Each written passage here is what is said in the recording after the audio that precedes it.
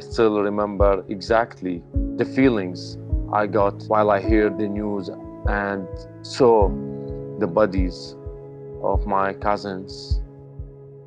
It was 2002. Suddenly, the people starts killing from our community by target killing, bomb blasts, suicidal attacks in a community. Nous avons été pris par des terroristes de Boko Haram. J'ai eu une main qui est broyée.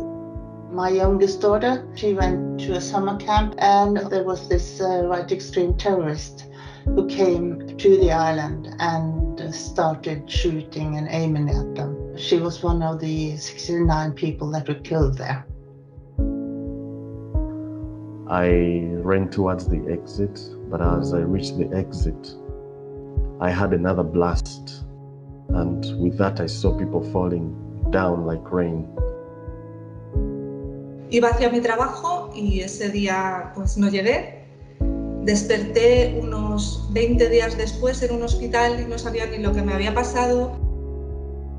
J'ai perdu mon frère dans l'attentat du café-restaurant Argana à la place de Melfna à Marrakech. Mon frère était serveur dans ce café-là. A bomb had been placed on board that plane by extremists, and on that flight I lost my mother. She was 37, and I was 12 years old at the time. It certainly, I'm going to say, robbed me of my childhood, robbed me of my innocence, made me doubt the world that we have around us. But it also shaped me in terms of my commitment towards truth and justice. Connecting with the people really helped me. Sharing the same feelings, sharing the same pain, I thought that, okay, so I'm not alone. Que je suis pas isolé, que je suis avec la communauté. Because when you speak to other people who have experienced such awful terror attacks, we always have something in common. Porque tienes que luchar por sobrevivir y gracias a la conexión, esa lucha es mucho más llevadera. On est connecté par notre histoire qui est commune à toutes les victimes. That connection makes me feel understood. It makes me feel cared for. I feel the empathy. Being connected to the international community, for example, makes me feel the global nature of the problem.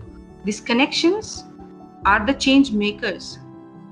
They are affecting the laws, the persons, the authorities to think, to bring change. To serve the goals of combating hatred, combating extremism, combating terrorism. During COVID, many people have been sitting alone in their homes. For example, right now I'm in a lockdown, I'm home, I'm isolated. Je pense que pour les victimes de terrorisme, c'était encore plus difficile de vivre cette expérience de solitude-là.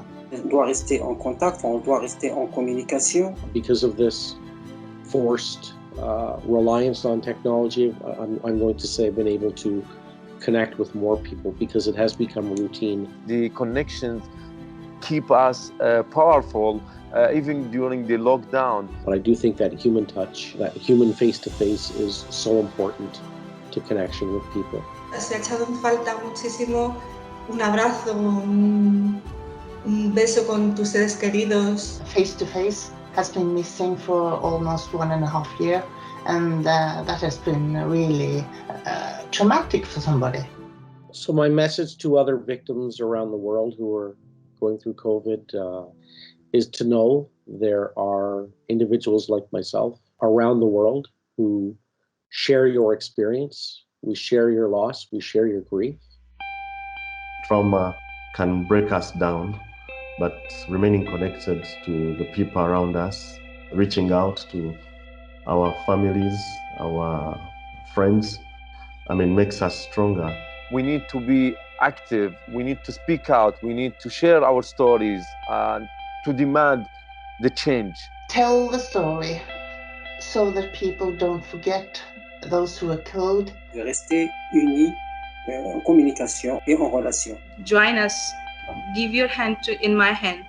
Let's take others' hands in our hands and connected, be powerful. We will be powerful, we will be strong. Become connected, because I think that's what holds us all up to be strong, to stand up, to cry together, to laugh together, to get angry together, but to feel motivated together. Que no debemos tener miedo y que hay que apoyarse en eso, que el mundo es mucho más bueno que malo.